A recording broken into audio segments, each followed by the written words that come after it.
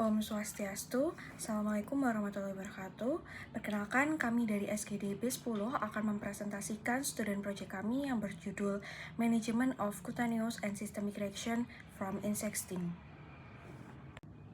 Berikut merupakan anggota SGD kami. Baik, sebelumnya, perkenalkan nama saya Nyoman Kande Kamalini dengan 3 digit NIM terakhir 180. Izin untuk melanjutkan mengenai latar belakang. Indonesia sebagai negara tropis dengan iklim hangat dan lembab menjadi tempat ideal bagi serangga seperti lebah, tawon, dan semut api. Serangga ini umum ditemukan di sekitar rumah, kebun, atau hutan sehingga risiko sengatan cukup tinggi. Sengatan serangga dapat menimbulkan reaksi lokal yaitu kemerahan, nyeri ataupun bengkak maupun reaksi sistemik atau anafilaksis yang berpotensi fatal. Penelitian menunjukkan masyarakat termasuk anak-anak sensitif terhadap racun serangga sehingga edukasi dan pencegahan itu penting. Penata laksanaan meliputi pertolongan pertama untuk reaksi ringan dan penanganan medis darurat untuk kasus berat. Imunoterapi racun serangga juga menjadi strategi bagi individu dengan riwayat reaksi berat. Dengan kondisi lingkungan tropis dan aktivitas luar ruangan, peningkatan kesadaran, edukasi, dan kesiapan medis sangat penting untuk menekan risiko komplikasi serius akibat sengatan serangga. Baik, izin melanjutkan. Sebelumnya perkenalkan, saya Amira Deswita Resliana dengan 3 digit NIM terakhir 120. Di sini saya akan memaparkan rumusan masalah, tujuan, dan manfaat. Untuk rumusan masalah, apa yang dimaksud dengan reaksi kutaneus dan reaksi sistemik akibat sengatan serangga? Bagaimana mekanisme patofisiologi terjadinya reaksi kutaneus dan sistemik dari sengatan serangga? Bagaimana metode penegakan diagnosis baik dari manifestasi klinis maupun metode diagnosisnya? Bagaimana tata laksana yang tepat untuk reaksi kutaneus dan reaksi sistemik akibat sengatan serangga? Dan yang terakhir, bagaimana upaya pencegahan dan edukasi yang dapat diberikan kepada pasien dan masyarakat? Untuk tujuannya, menjelaskan definisi, jenis, dan klasifikasi reaksi akibat sengatan serangga, mendeskripsikan mekanisme patofisiologi reaksi kutaneus dan sistemik akibat sengatan serangga, menguraikan metode penegakan diagnosis berdasarkan manifestasi klinis, menjelaskan tata laksana reaksi kutaneus dan sistemik sesuai panduan berbasis evidence-based medicine terbaru, dan yang terakhir memberikan pemahaman mengenai langkah pencegahan serta edukasi pada pasien dan masyarakat. Untuk manfaatnya, hasil penulisan ini diharapkan mampu meningkatkan wawasan peneliti dan penulis mengenai manajemen of cutaneous dan systemic reaction from insect sting. Kemudian hasil penulisan ini diharapkan dapat menjadi bahan kajian ilmu dan menambah kepustakaan di Universitas Udayana mengenai manajemen of cutaneous and systemic reaction from insect sting. Sekian dari saya, terima kasih. Izin melanjutkan, perkenalkan nama saya Komang Gebisyandika Putri dengan digit terakhir 008. Definisi, jenis, dan klasifikasi reaksi sengatan serangga. Per definisi, reaksi sengatan serangga itu merupakan suatu spektrum respon biologis tubuh terhadap evaluasi oleh serangga seperti lebah, tawon, dan juga semut, yang dapat menimbulkan reaksi lokal ringan hingga anafilaksis yang mengancam jiwa.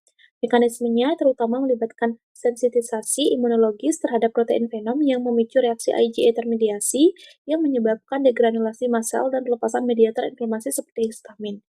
Nah, berdasarkan mekanismenya dan juga derajat keparahannya, reaksi dibagi menjadi reaksi lokal normal dan late local reaction ataupun LLR, kemudian reaksi sistemik alergi, reaksi toksik, dan reaksi delay hipersensitivitas.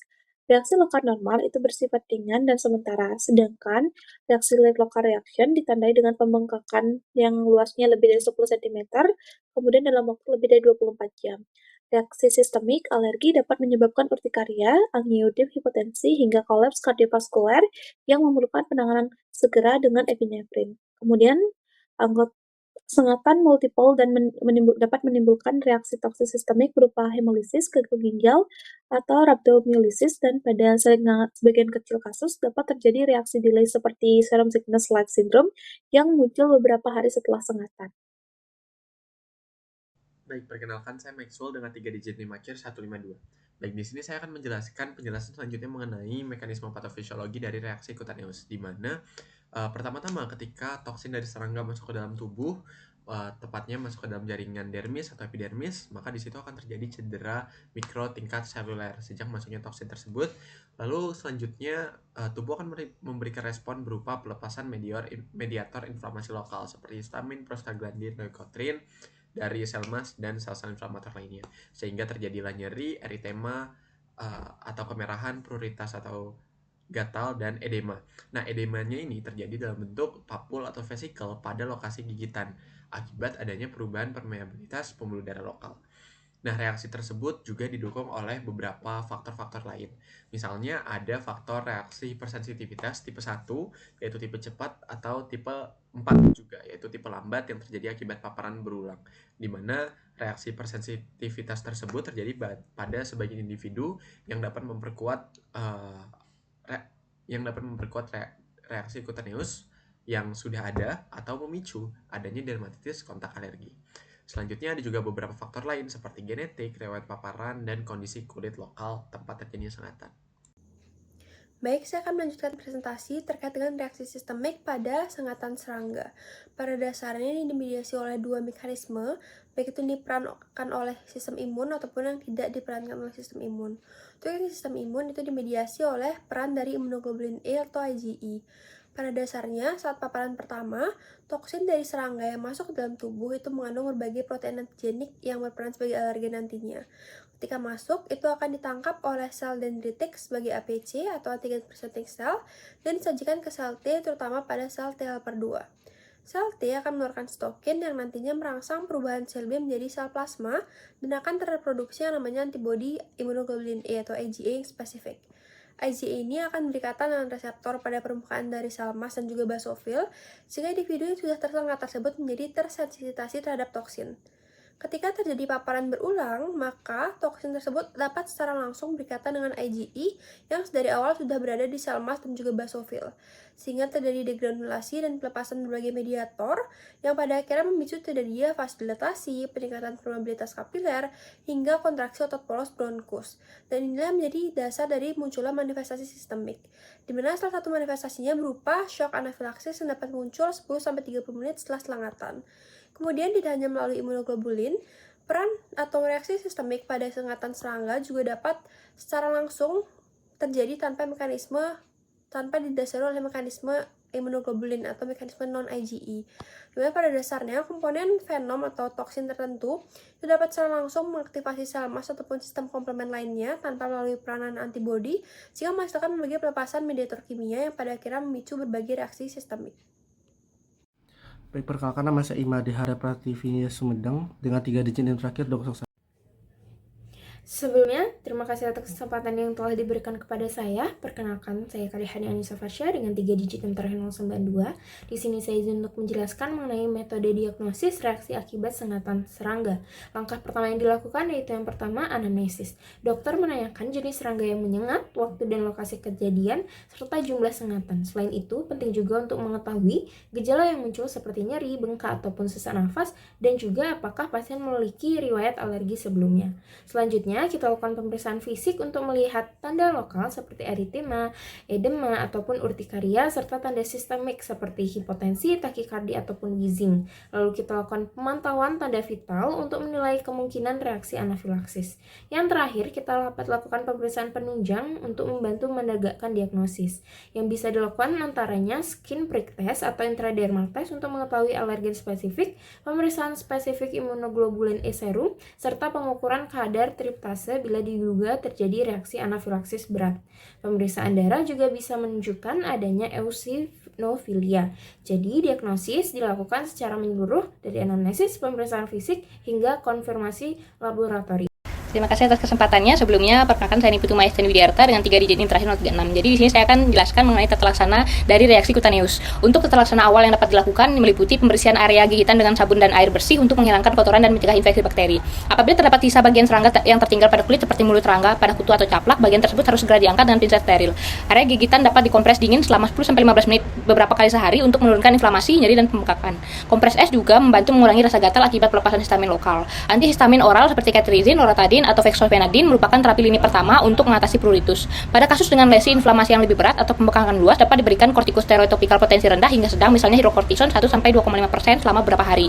Selain itu, analgesik atau antipiretik seperti paracetamol atau ibuprofen dapat diberikan untuk mengontrol nyeri dan ketidaknyamanan lokal. Pasien dianjurkan untuk tidak menggaruk area gigitan karena hal ini dapat menyebabkan abrasi kulit dan meningkatkan resiko infeksi sekunder. Bila terdapat tanda infeksi seperti pustula, keluarnya nanah, peningkatan nyeri atau demam, maka perlu diberikan antibiotik topikal atau sistemik sesuai indikasi klinis. Untuk reaksi alergi berat akibat gigitan serangga tertentu, misalnya gigitan laba-laba, semut api, atau nyamuk tropis tertentu yang menimbulkan angioedema atau urtikaria generalisata, pasien perlu mendapatkan pengawasan medis lebih lanjut. Jika terdapat gejala sistemik seperti sesak nafas, pusing, atau penurunan tekanan darah, segera dilakukan penanganan anafilaksis dengan pemberian epinefrin intramuskular 0,3 sampai 0,5 mg.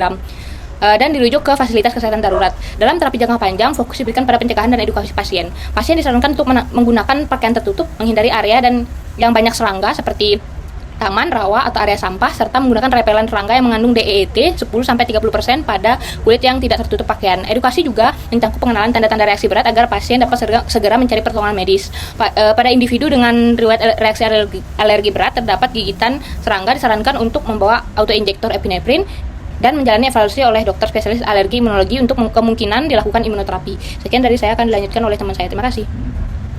Baik, saya Nilasina Chandra Rahayu dengan 3 digit yang terakhir 050. Di sini saya akan menyampaikan secara singkat mengenai tata laksana reaksi sistemik yang dapat dibagi menjadi 2, yaitu terapi akut dan juga terapi jangka panjang. Untuk terapi akutnya, dalam kasus reaksi sengatan yang tidak biasa atau menyebabkan reaksi sistemik, misalnya vaskolitis kompleks imun terkait sengatan, pemberian glukokortikoid itu dapat dijadikan pilihan serta ditambah dengan pengobatan simptomatik.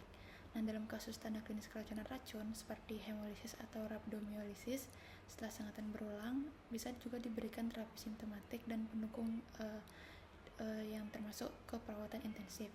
Lalu untuk terapi jangka panjangnya itu bisa dilakukan dengan edukasi pasien tentang pencegahan dan juga pengobatan sendiri, konseling mengenai diagnosis dan kemungkinan VIT, serta harus diberikan segera setelah anafilaksis atau sebelum pasien dipulangkan dari pemantauan rawat inap. Nah, pasien dengan riwayat reaksi alergi sistemik atau SAR ini setelah peringatan serangga memerlukan suatu pengelolaan jangka panjang yang meliputi pencegahan paparan alergen. Sekian dari saya, terima kasih. Baik, terima kasih atas kesempatannya. Sebelumnya perkenalkan, saya Danindra Kansastianingrum dengan 3 digit yang terakhir 104. Di sini saya akan melanjutkan terkait pencegahan dan juga edukasi, di mana tujuan utamanya yaitu adalah untuk mencegah paparan berulang dan juga meningkatkan kesiapsiagaan.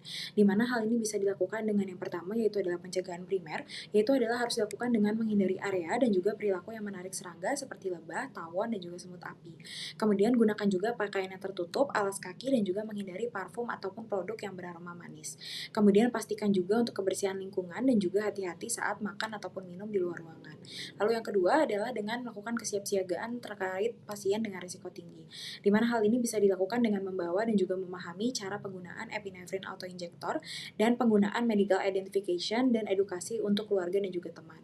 Kemudian selanjutnya adalah tindak lanjut medis. Hal ini dilakukan dengan melakukan rujukan dan juga evaluasi alergi dan juga pertimbangan venom immunotherapy dan juga mengedukasi tanda awal reaksi berat seperti adanya urtikaria yang luas, sesak, pusing, dan juga pingsan.